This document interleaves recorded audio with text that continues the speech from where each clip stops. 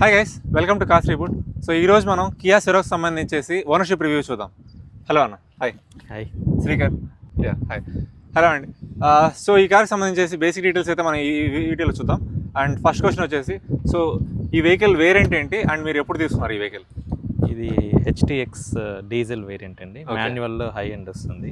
నేను నాకు October 1 delivery అయింది, 2025 అక్టోబర్ 1. ఓకే. లొకేషన్ నేను తిరుపతిలో తీసుకున్నాను. Okay, fine. And on road price ఎంత పడింది? ఆన్ రోడ్ విత్ యాక్సెసరీస్ నాకు 15,30,000 పడిందండి. 15,30,000. Okay, sure. అండ్ నెక్స్ట్ వచ్చేసి మీరు ఈ కార్ ఎందుకు చూస్ చేస్తున్నారు? ఇప్పుడు లైక్ ఈ సబ్ 4 మీటర్ సెగ్మెంట్లో చాలా వెహికల్స్ ఉన్నాయి కదా, లైక్ నెక్సాన్ కానీ లేదంటే కియా సోనెట్టే ఉంది. అండ్ ఇది మాత్రం కాకుండా బ్రెజా చాలా వెహికల్స్ ఉన్నాయి. సో కియా సిరోస్ మాత్రం మీకు ఎందుకు అంత అపీలింగ్ అనిపించింది? Main back seat comfort, back seat recline ఉంటుంది, పుష్ బ్యాక్ ఉంటుంది. ఓకే.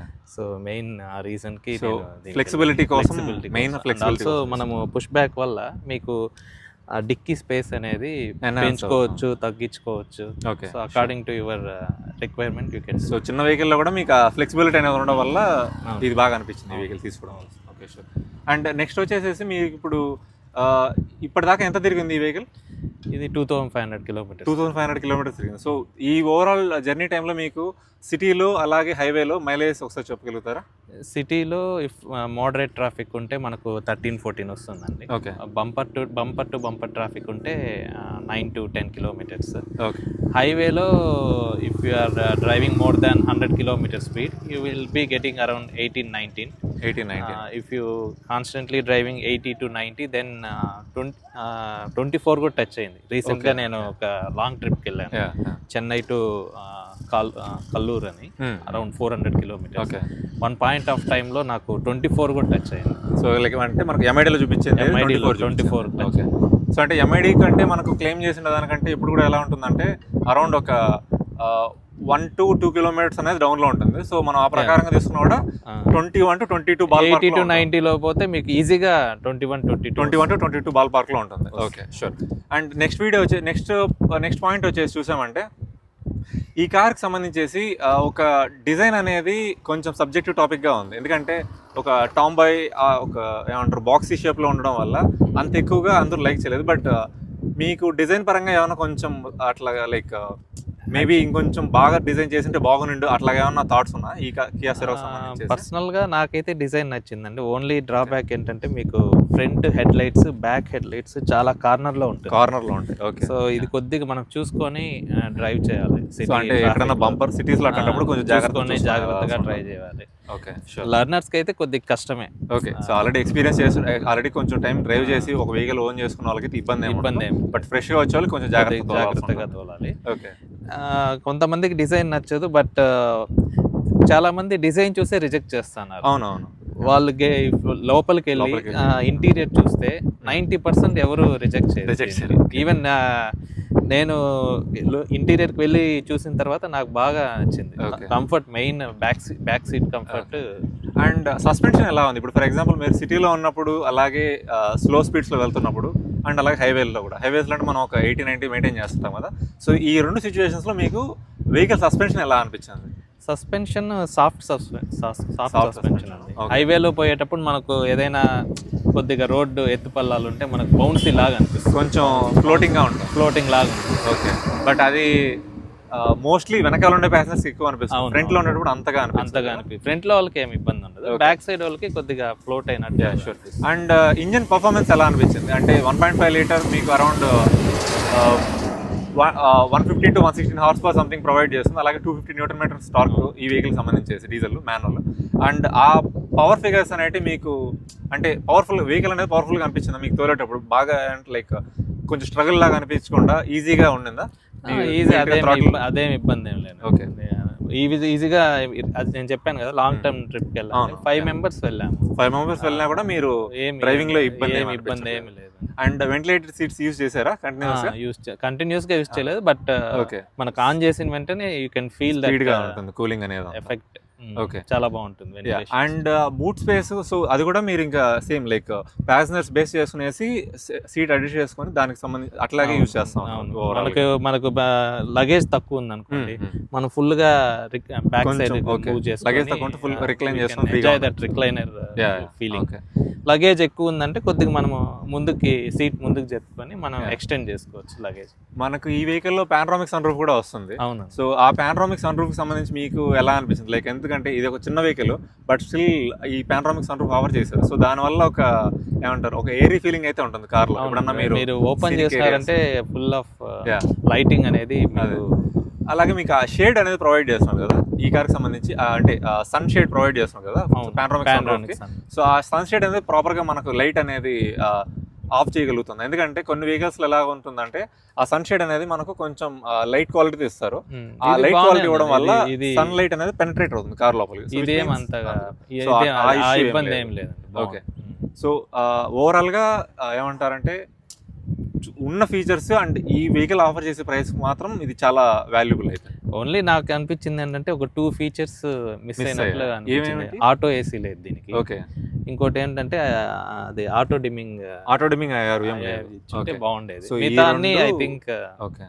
సో ఈ రెండు మీకు కొంచెం నెగటివ్ లాగా అనిపించాయి. నెగటివ్ అని కాదు, అది ఇచ్చుంటే బాగుండు, ఎన్హాన్స్ అయి ఉంటుంది. 15 lakhs పెట్టి కూడా మనకు ఆటో ఏసీ లాగా. అండ్ నాకు తెలిసి మనకు ఆ రీడింగ్ అనేది కూడా లేదు కదా, అంటే ఎంత టెంపరేచర్ లో వెహికల్ ఏసీ రన్ అవుతుంది అలాగే అది కూడా లేదు. Manual AC. సో అంటే యూజువల్గా 15 lakhs అనే దాంట్లో ఆటోమేటిక్ ఏసీ అనేది ఆప్షన్ కూడా లేకపోవడం అనేది కొంచెం ప్రతిదీ డ్రైవింగ్ వెళ్ళేటప్పుడు కొంచెం కూల్ అనుకుంటే మనం అడ్జస్ట్ చేసుకోవాలి. అలా కాకుండా ఆటో బటన్ నొక్కేస్తే దాని పాటు ఏసీ కూలింగ్ అయితే బాగుంది. కూలింగ్ టెంపరేచర్ ఎంత అనేది మనం కియాస్ లో యాక్చువల్గా కూలింగ్ అనేది కొంచెం బాగా స్ట్రాంగ్ గా ఉంటుంది. కంప్రెసర్స్ కూడా చాలా బాగా పనిచేస్తాయి. సో యూజువల్గా ఎంతమంది సీటింగ్ అనేది ప్రాపర్గా ఉంటుంది దీంట్లో? అంటే ఫర్ ఎగ్జాంపుల్ ఇప్పుడు ఒక మిడ్ సైజ్ అడల్ట్స్ ఉన్నారనుకుంటే కనుక ఎంతమంది పడతారు వెహికల్స్ లో ఓవరాల్ బ్యాక్ సీట్ లో? మిడ్ సైజ్ అడల్ట్స్ అయితే 5 మంది ఈజీగా పడతారు. కొద్దిగా హెవీ వెయిట్ ఉన్నప్పుడు 4, మధ్యలో ఎవరైనా చిన్న బేబీ వాళ్ళు అయితే. Okay, sure. అండ్ ఇప్పటికీ రీసెంట్గా మీరు ఏమన్నా షోరూమ్కి వెళ్ళేసి జస్ట్ ఒక బేసిక్ సర్వీస్ లాంటిది ఏమైనా చేపించున్నారా? 1000 kilometers ఫస్ట్ సర్వీస్ అయిపోయింది. ఓకే, దాంట్లో ఏం చేశారు మీకు వెహికల్స్? దాంట్లో ఏం చేయలేదు, బట్ ది డిపిఎఫ్ అనేది ఉంటుంది కదా, బ్లూ లిక్విడ్, అది మనకు డెలివరీ టైంలోనే ఒక 75% ఉన్నింది. నేను వాళ్ళని అడిగితే వాళ్ళు ఏమన్నారంటే ఇంతే వస్తుంది సార్, మ్యానుఫ్యాక్చరింగ్ వల్లే, ఐ మీన్ కంపెనీ వాళ్ళు ఇంతే ఇస్తారని చెప్పారు. మీన్స్ లైక్ కంపెనీ వెహికల్ మనకు ప్రొవైడ్ చేసినప్పుడు ఇంత ఫిల్ చేసి అంతే, మనకు 100% ఫిల్ చేయి, 75% ఉన్నది. దాన్ని మాత్రం నేను ఫిల్ చేసుకున్నా. అదొక 5-6 లీటర్స్ అయింది. దానికి ఒక 500-600 తీసుకున్నారు. ఓవరాల్ గా ఫస్ట్ సర్వీస్ లో నాకు 700 రూపీస్ పడింది. అండ్ అలాంగ్ విత్ దట్ మీకు కార్ బేసిక్ చెక్ చేస్తారు వాళ్ళు, ఏమి ఆయిల్ రీప్లేస్మెంట్ ఇవంతా ఏం. So next service direct 10,000 kilometers. Okay, మధ్యలో 5,000 కి అలాగా మళ్ళీ ప్రీ చెక్స్ అట్లా ఏం లేదు. 1,000 kilometers, 10,000 kilometers, 20,000 kilometers, ఇవి 3 రెగ్యులర్ ఇంటర్వెల్స్, 3 సర్వీసెస్. మనకు 2 years టైం ఇస్తారు. 2 years అన్ని మిగతా కార్ లో తీసుకుంటే నాకు తెలిసి 1 year టైంలోనే మనకు ఈ 3 సర్వీసెస్ యూటిలైజ్ చేసుకోవాలి. బట్ దీనికి మాత్రం మనకు 2 years time. Okay, sure. And మీకు ఈ వెహికల్ బిల్డ్ క్వాలిటీకి సంబంధించి ఎలా అనిపించింది? ఎందుకంటే 5 స్టార్ అనేది ఉంది, రేటింగ్ అనేది రీసెంట్గా అచీవ్ చేశారు, మనకు ఆన్లైన్లో కూడా పబ్లిష్ చేశారు రిజల్ట్స్ సంబంధించి. సో మీకు ఆ పర్టికులర్ ఫీలింగ్ అనేది కరెక్ట్గా అనిపించిందా? Like when you're driving the vehicle, ఇప్పుడు మీకు హైవేస్లో వెళ్ళేటప్పుడు కానీ కాన్ఫిడెన్స్ కానీ, లేదంటే కార్నరింగ్ అప్పుడు కానీ, లేదంటే ఏదైనా టర్నింగ్స్ అలాంటప్పుడు కానీ మీకు అలాగే ఏదైనా పాట్ హౌల్స్ ఇలాంటి కార్నరింగ్ అప్పుడు ఇది వ్యాన్ టైప్ ఉంటుంది, కొద్దిగా చూసుకొనే మనము టక్కని మనము టర్న్ చేయలేము. సో చూసుకొని టర్న్ చేయడం బెటర్, ఎందుకంటే బాడీ రోల్ అనేది కొంచెం ఉంటుంది. Body roll compare to other vehicles. Build quality nice అండి. బిల్డ్ క్వాలిటీ మీరు లోపల కూర్చొని మీరు డోర్ క్లోజ్ చేసినా అంటే యూ కెన్ ఫీల్ దట్ థర్డ్ అనేది గట్టిగా ఉంటుంది. ఓకే, సో అంటే మీకు ఓవరాల్ గా లైక్ క్వాలిటీ అనేది you are able to feel that, ఆ క్వాలిటీ అనేది మీకు తెలుస్తుంది.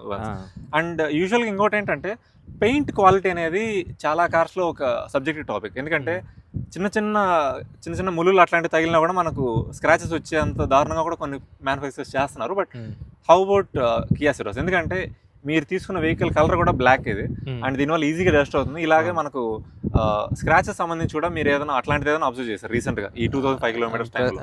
ప్రస్తుతానికి స్క్రాచెస్ అయితే అట్లాంటివి ఏమి, but at least like paint quality అనేది మీకు ఏమంటారు బాగానే అనిపించిందా like maybe after using 2-3 years తర్వాత అయితే Maybe చెప్పగలను. చూడొచ్చు. Okay. ప్రస్తుతానికి అయితే నాకేం అట్లా స్క్రాచెస్ అయితే నాకేం ఓకే కనపడలేదు. షూర్ అండ్ నెక్స్ట్ వచ్చేసామంటే మనకి ఈ పర్టికులర్ వెహికల్కి సంబంధించేసి మీకు దెర్ ఆర్ కాంపిటీషన్స్ ఉన్నా కూడా ఈ వెహికల్ చూస్ చేస్తున్నారు కదా అండ్ లాంగ్ ఇంకోటి ఏంటంటే డీజిల్ అనేది మనకు ఫేజ్ అవుట్ చేస్తారనేసి ఒక టాపిక్ రన్ అవుతుంది కరెంట్లీ.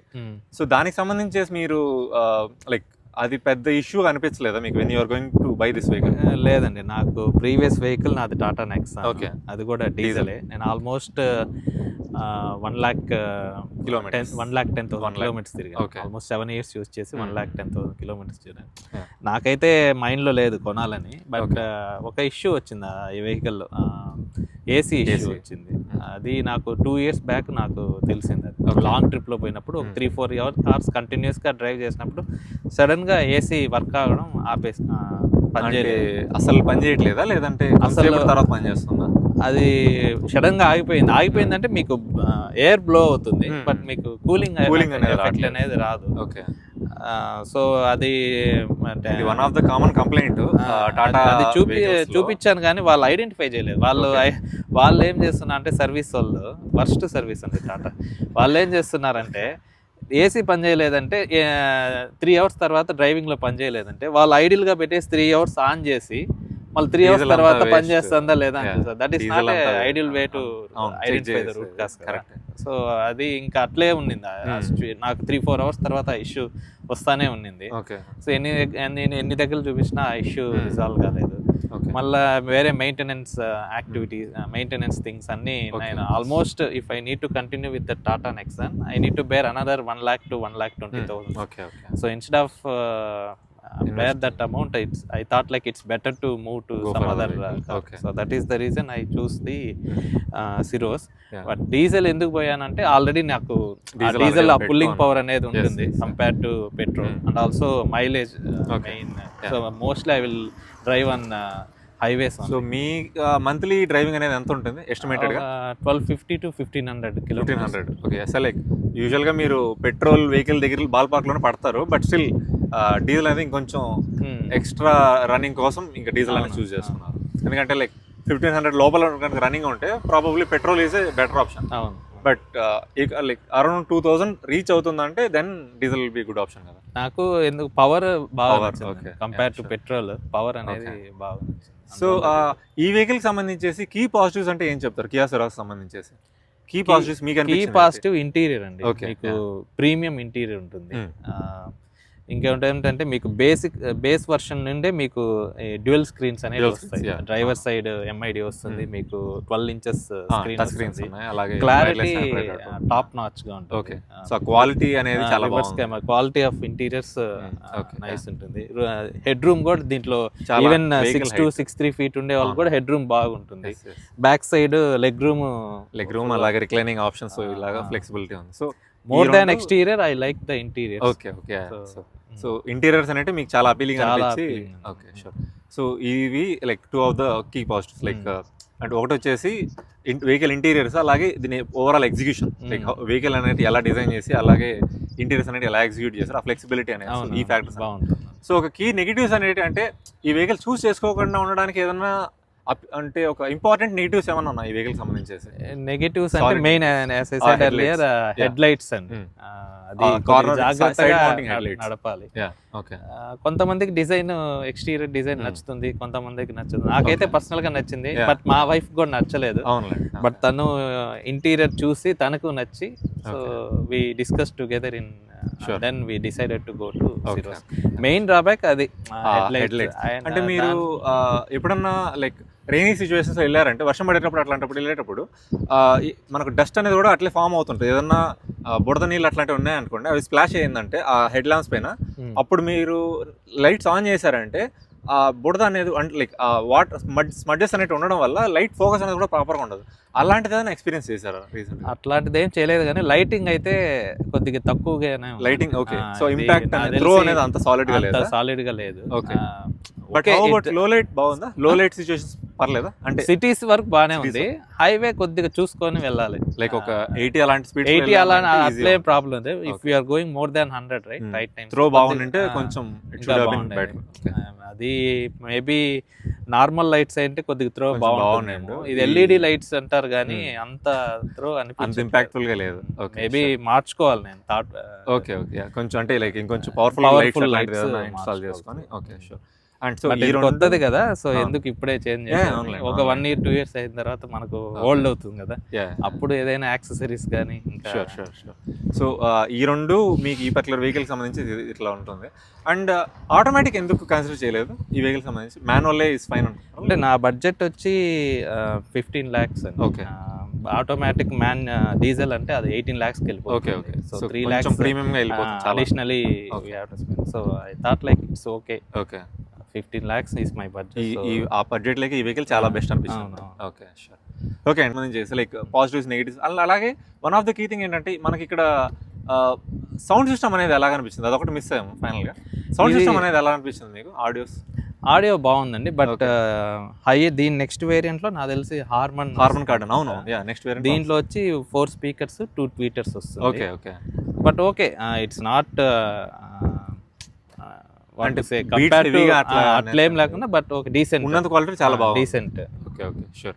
ఫైన్ అండి. యాక్చువల్ నాకు తెలిసి మనం మొత్తం వెహికల్ సంబంధించి చాలా వరకు కవర్ చేసాము. ఎందుకంటే 2500 kilometers తిరిగింది కాబట్టి ఇంకా చాలా వెళ్ళాలి. నెక్స్ట్ 10,000 kilometers కుదిరంటే మళ్ళీ దానికి సంబంధించి కూడా ఒక వీడియో చేద్దాం. ఎందుకంటే ఆ టైంలో మనకు ఈ వెహికల్ సంబంధించి ఒక లాంగ్ టర్మ్ రివ్యూ ఉంటుంది. అలాగే you will get to know so much details. Like ఒక లాంగ్ టర్మ్ కాబట్టి ఏదన్నా పాజిటివ్స్ నెగిటివ్స్ ఏదన్నా కూడా ఆ పర్టికులర్ పాయింట్ ఆఫ్ టైంలో మీకు ఈజీగా తెలిసిపోతుంది. షూర్. థ్యాంక్ యూ అండి, థ్యాంక్స్ ఫర్ ద వీడియో. మళ్ళీ నెక్స్ట్ 10,000 kilometers రివ్యూస్ కలుద్దాం. Thank you so much. Thank you. చూసారు కదా ఫ్రెండ్స్, సో ఇది కియా సెరాస్ సంబంధించేసి ఓనర్షిప్ రివ్యూ. అండ్ నెక్స్ట్ వీడియోలో మళ్ళీ కలుద్దాం. Thanks for watching.